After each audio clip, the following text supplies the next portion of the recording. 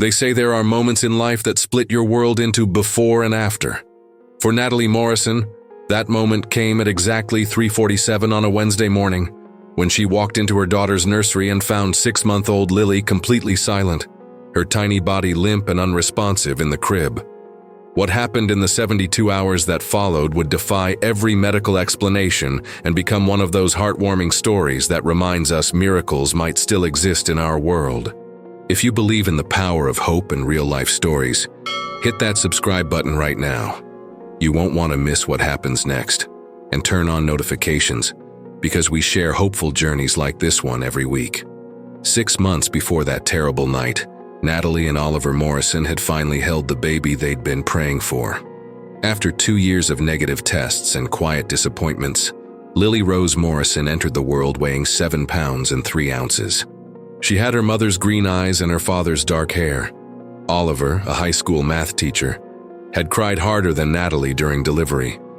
They painted the nursery lavender together, assembling the crib while debating baby names and dreaming about first steps. Lily was an easy baby, the kind that made other parents jealous. She slept through the night at 8 weeks, smiled early, laughed often. Natalie had gone back to her graphic design job part-time, working from home while Lily napped. Oliver would rush home from school every day, bursting through the door calling out, "Where are my girls?" Life was beautiful in its ordinary way. Tuesday started normally. Natalie fed Lily at 6:15, watching the sunrise. Oliver made coffee and kissed them goodbye. Lily played on her activity mat, batting at toys. But around 4 in the afternoon, something shifted. Lily started fussing, refusing to be consoled. When Oliver got home, Natalie mentioned it casually. Maybe she's getting a tooth. They tried her evening bottle at 6. Lily drank maybe an ounce before turning away. Natalie pressed her lips to Lily's forehead and felt warmth. Not burning, but definitely warm. 101.3. The pediatrician's after-hours nurse said it wasn't dangerous. Give her infant acetaminophen, keep her hydrated, call back if it goes above 102. They gave Lily the medicine, skipped bath time, dressed her in light pajamas. Oliver rocked her, singing "Twinkle, Twinkle, Little Star" until her eyes grew heavy. "She'll be fine," Oliver said, standing in the nursery doorway, watching their daughter sleep in the moonlight. "Kids get sick. It's normal." Natalie nodded, but that flutter in her stomach hadn't quite settled. They checked the monitor before bed around 10:30. Natalie woke at midnight and listened. Soft breathing, steady and even. She woke again at 2. Same thing. Everything was fine. But at 3:47 a.m., Natalie's eyes snapped open, and she couldn't explain why. No sound, no alarm, no crying. Just a primal feeling that something was catastrophically wrong. The monitor showed the nursery, grainy in night vision. No movement, no rise and fall of breathing. Nothing. She was out of bed, down the hallway, hand on the doorknob, door swinging open. And then her world split in two. Lily was lying on her back, completely still. Her lips had a bluish tint. Her skin looked waxy, wrong. Natalie grabbed her, lifted her from the crib, and the weight was all wrong. Too limp, like a doll instead of a baby. "Lily? Baby, wake up!" Natalie shook her gently, then less gently. Nothing. No response, no crying, no movement. The scream that tore from Natalie's throat was animal, raw, primal terror given sound. Oliver crashed into the nursery, eyes wild. He saw Natalie holding Lily and his face went white. "She's not breathing," Natalie gasped. "Oliver, she's not breathing." Oliver's voice on the phone with 911 was remarkably steady. Even as tears poured down his face, he rattled off their address, answering questions. The dispatcher talked him through infant CPR while Natalie watched him press 2 fingers against Lily's chest, breathing gentle puffs into her mouth. Once, twice, nothing. "Keep going. The ambulance is 3 minutes away." Those 3 minutes stretched into infinity. Natalie prayed words she didn't know she knew, made promises she couldn't keep, begged anyone who might be listening to please not take her baby. The sirens were the most beautiful sound Natalie had ever heard. The paramedics worked on Lily right there on the nursery floor. The male paramedic had a pediatric oxygen mask over Lily's face. The female paramedic checked for a heartbeat on a portable monitor. "I've got a rhythm," she said, and Natalie's knees almost buckled. "Weak, but it's there. We need to move now." They were in the ambulance 30 seconds later, Natalie in the back watching them work, Oliver following in their car. The ambulance screamed through empty streets, and Natalie couldn't take her eyes off Lily's face, searching for any sign of consciousness. The female paramedic kept talking calmly. "Stay with us, sweetie. We've got you." But her eyes, when they met Natalie's, said this was bad. Really bad. As the ambulance pulled into Children's Hospital at 4:23 a.m., Natalie caught the look exchanged between the paramedics. A look that said outcomes weren't always good. The next hours existed in suspended reality. Natalie and Oliver sat in hard plastic chairs, holding hands so tightly their knuckles turned white. A steady stream of medical staff came and went. Blood work, scans, a spinal tap to test for meningitis. Every update provided information without telling them anything concrete. At 8:47 a.m., a doctor finally came to talk to them. Dr. Amanda Price, according to her badge. She was in her early 40s with exhaustion etched around her eyes. She sat down and took a breath, and Natalie knew, she knew, that whatever came next was going to change everything. "Your daughter has bacterial meningitis," Dr. Price said without preamble. "It's an infection of the membranes surrounding the brain and spinal cord. In infants, it can progress extremely rapidly." Natalie heard the words from very far away. Meningitis, brain, infection. "Is she going to be okay?" Oliver asked, his voice cracking. Dr. Price's hesitation was answer enough. "Lily's condition is critical. The infection has caused significant swelling in her brain. We've started aggressive treatment, but the bigger concern is the extent of damage that may have occurred." "What kind of damage?" Natalie whispered. "When you found Lily, she wasn't breathing. Based on your timeline, we estimate she went without adequate oxygen for 8 to 12 minutes. The human brain begins to suffer damage after 4 to 6 minutes without oxygen." The room tilted. Natalie gripped her chair. "What does that mean?" Oliver demanded. "Even if Lily survives the infection and the next 24 hours are critical, there's a very high probability of severe neurological damage, cerebral palsy, cognitive impairment, seizure disorders." Dr. Price leaned forward. "Mr. and Mrs. Morrison, you need to prepare yourselves. The odds are not in your daughter's favor." Natalie stood abruptly. "I need to see her." The PICU was on the 4th floor, where the sickest children fought for their lives. A nurse led them to Pod 7, where Lily lay in a clear incubator, tubes and wires covering her tiny body. A breathing tube, IVs in both arms, monitor leads, a catheter bag. This wasn't her baby. This couldn't be the same little girl batting at toys yesterday. This was a nightmare. Oliver pulled up 2 chairs and they sat, one on each side, watching their daughter fight for her life. The PICU nurse, Marcus, adjusted Lily's IV. "You can talk to her," Marcus said gently. "Babies know their parents' voices." Natalie tried to speak, but only a sob came out. Oliver started talking instead, telling Lily about her mobile, about how her grandma was going to spoil her when she got better. When she got better. Not if. When. Hours crawled by. At hour 6, Lily's vitals were stable but unchanged. At hour 12, the brain swelling had increased. At hour 18, Dr. Price returned with a pediatric neurologist, Dr. James Reeves, a man with silver hair and a grave expression. They explained scan results in technical terms. Diffuse edema, compromised perfusion. None of it sounded good. "What we're seeing is consistent with severe hypoxic injury," Dr. Reeves said. "We're doing everything possible, but we need to discuss quality of life considerations." "What does that mean?" Natalie asked, though she knew. "We need to talk about what's best for Lily," Dr. Reeves said. "If her condition deteriorates, we may reach a point where interventions are prolonging suffering rather than promoting healing. You're asking us to decide whether to kill our daughter," Oliver said flatly. I'm asking you to think about what Lily's quality of life might be, given the extent of damage. Natalie stood so fast her chair fell. No, absolutely not. She's 6 months old. She's a fighter. You don't get to give up on her. Mrs. Morrison, you don't understand anything. That's my daughter in there, and I'm not discussing letting her die. Oliver stood, hand on Natalie's shoulder. Nat, maybe we should at least listen. She whirled on him. You want to give up on her? I want what's best for her, and maybe the kindest thing. He couldn't finish. The kindest thing is to give her a chance. Natalie grabbed her purse. I need air.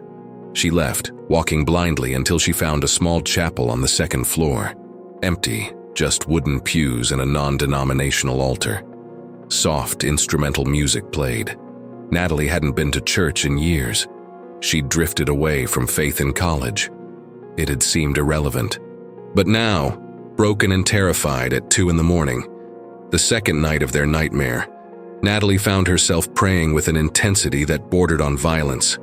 Please, she whispered to God, to the universe, to anything listening. Please don't take her from me. I know I haven't talked to you in years, but please, not my baby, she's innocent. If you need to take someone, take me. Just please let her live. Everything poured out. The fear, the rage at unfairness, the desperate bargaining. She'd give anything, everything, her own life. None of it mattered if Lily didn't survive. I can't do this without her. I won't survive losing her. Please, I'm begging you, save my baby. She stayed almost an hour, praying and crying. When she finally stood, legs stiff, eyes swollen, she felt emptied out, but also determined.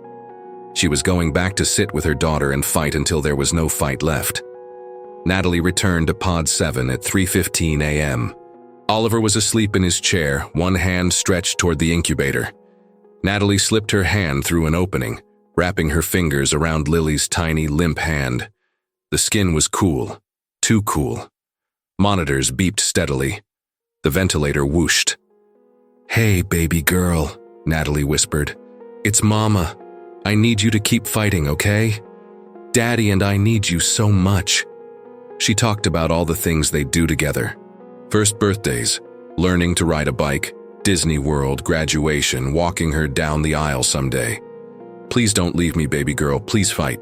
The monitors continued beeping. The ventilator continued breathing. Lily's hand remained limp. And then, at exactly 4:17 a.m., Natalie felt something. A flutter. So small she almost missed it. Lily's fingers moved against her palm. Natalie's breath caught. Had she imagined it? It happened again. Stronger. Lily's fingers curled around Natalie's thumb. A squeeze. Oliver! Natalie gasped. Oliver, wake up! She moved! She squeezed my hand! Oliver scrambled to the other side. Lily's hand moved again, fingers flexing. Get the nurse! Something's happening! Marcus's eyes went wide. Her oxygen saturation is improving.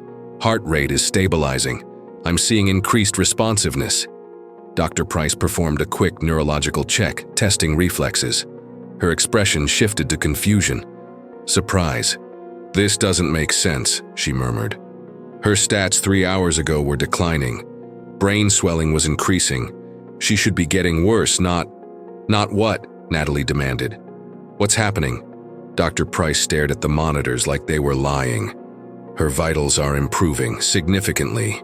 I need to order another scan immediately. Over the next 8 hours, the impossible continued. Lily's oxygen levels climbed. Heart rate normalized. Blood pressure stabilized. Most incredibly, when Dr. Reeves performed another exam at noon, Lily's eyes opened. Actually opened. By evening, they reduced her ventilator settings. By midnight, exactly 72 hours after Natalie had found her, Lily was breathing entirely on her own. The medical team gathered outside Pod 7, talking in hushed, urgent tones. They kept looking at charts, then back at Lily, trying to reconcile data that didn't match. Dr. Reeves came in first, followed by Dr. Price. Both looked exhausted. Dr. Reeves sat down heavily. I've been a pediatric neurologist for 23 years. I've seen thousands of cases of hypoxic brain injury." He paused, meeting their eyes. "I have never, not once, seen a recovery like this." "This scan was taken last night," Dr. Reeves said. "Significant swelling, compromised blood flow. Based on this, I would have given her less than 10% chance of survival and 0 chance of meaningful recovery." He swiped to the second scan. "This was taken an hour ago. The swelling is almost entirely resolved. Brain tissue is normalized. There are no signs of damage. Her brain appears completely normal, as if the injury never happened." "What are you saying?" Oliver asked. "I have no medical explanation for what we're seeing. According to everything I know, this shouldn't be possible. The brain doesn't heal this quickly from this level of injury. It doesn't undo damage that's already occurred. But your daughter's brain has done exactly that." Dr. Price spoke up. "The meningitis is also responding remarkably well. Every single marker is trending in the right direction at a frankly stunning rate." "So she's going to be okay?" Natalie whispered. "Really okay?" "We need to continue monitoring closely," Dr. Price said. "But based on what we're seeing, yes, it appears Lily is going to make a full recovery." "How?" Natalie asked. "How is that possible?" Dr. Reeves shook his head slowly. "If I had to write this up, I couldn't provide an adequate explanation. What your daughter has experienced defies our understanding. Some might call it spontaneous recovery, but that doesn't capture the scope. Others might call it a miracle." Over the next 4 days, Lily continued improving at a pace that left staff shaking their heads. The breathing tube came out on day 3. She started taking a bottle on day 4. By day 5, she was babbling. When Marcus brought her favorite rattle, Lily reached for it with those same determined fingers. Every test came back normal. Brain function, cognitive responses, motor skills, hearing, vision, reflexes. Everything was exactly where it should be. Nurses kept stopping by Pod 7, drawn by curiosity and hope. One nurse, Sandra, who'd worked in PICU for 30 years, stood watching Lily play with her toes. "I've been praying for your little one," Sandra said quietly. "Every break I took. I've seen too many babies not make it. But something about your daughter? I just knew I had to pray. God is good." Natalie thought about that night in the chapel. About desperate prayers screamed into darkness. About the feeling of Lily's hand moving at 4:17 in the morning, right around the time she'd been praying hardest. Was that what this was? An answer to prayer? A genuine miracle? Dr. Reeves had no scientific explanation. The medical literature had no precedent. The scans showed an impossibility. But Lily was here, alive, healthy, reaching for her mother like nothing had ever been wrong. On day 5, Dr. Price came by with discharge papers. "I never thought I'd be saying this, but Lily is healthy enough to go home. We want regular follow-ups, but there's no medical reason to keep her here." 3 months after that terrible night, Lily was 9 months old and hitting every milestone. She was crawling, pulling herself up on furniture, saying mama and dada. The pediatrician was amazed at every checkup. No delays, no deficits, no sign that anything had ever been wrong. Natalie and Oliver had changed too. They prayed together now every night before bed. They didn't take a single moment for granted. Every giggle from Lily felt like a gift. Every new skill felt like a miracle they'd almost missed. Dr. Reeves had asked to present Lily's case at a medical conference. Unexplained recovery from severe hypoxic ischemic encephalopathy in an infant, he called it. The medical community was baffled. Some suggested misdiagnosis, but the scans were clear. Others suggested unknown biological factors, but couldn't identify them. Dr. Reeves himself, in his presentation, had concluded with words that didn't appear in medical textbooks. Sometimes medicine encounters phenomena we cannot explain. This case challenges our understanding of neurological recovery and reminds us that despite our advances, there remains much we don't know about the human body's capacity for healing. He hadn't used the word miracle in his presentation, but in private, when he'd last seen Lily for a follow-up, he told Natalie and Oliver, "I've spent my career studying the brain. I know what should and shouldn't be possible. What happened to your daughter falls outside those boundaries. Call it what you want. but I know what I witnessed. Natalie kept that hospital bracelet in a small box on her dresser. Sometimes she'd take it out and hold it, remembering those 72 hours that felt like 72 years, remembering the terror of watching her daughter slip away, remembering the desperate prayers in an empty chapel, remembering the impossible moment when Lily's fingers squeezed hers and everything changed. People asked her all the time what she thought happened, how she explained Lily's recovery. Natalie had learned to be honest. She didn't have all the answers. She'd met other PICU families who'd lost their children. She knew not every story ended like theirs. She didn't understand why Lily survived when other babies didn't. But she knew what she'd experienced. In her darkest moment when she had nothing left, she'd prayed, and something happened that science couldn't explain. Whether people called it a miracle, spontaneous recovery, unexplained biological resilience, or divine intervention didn't really matter to Natalie. What mattered was that her daughter was alive, thriving, giggling in her crib right now, probably driving Oliver crazy with her newfound ability to throw every toy out of reach. These were the real-life stories that reminded us to hope, the heartwarming stories that felt impossible until they happened to you, the hopeful journeys that started in the darkest valleys and somehow, against all odds, ended in the light. Natalie walked to the nursery and took Lily from Oliver's arms, holding her close, breathing in that baby smell, feeling that solid warmth of living, breathing, healthy child against her chest. "Thank you," Natalie whispered, to God or the universe or fate or whatever force had brought them through. "Thank you." Lily grabbed Natalie's face with sticky baby hands and laughed. And that laugh was everything. If Lily's story touched your heart, please share this video with someone who needs hope today. Hit that like button and subscribe for more incredible real-life stories that remind us miracles can happen. Leave a comment below telling us about a time you witnessed something unexplainable. We read every single one. Until next time, remember, even in the darkest moments, don't give up. Sometimes, against all odds, impossible things become possible.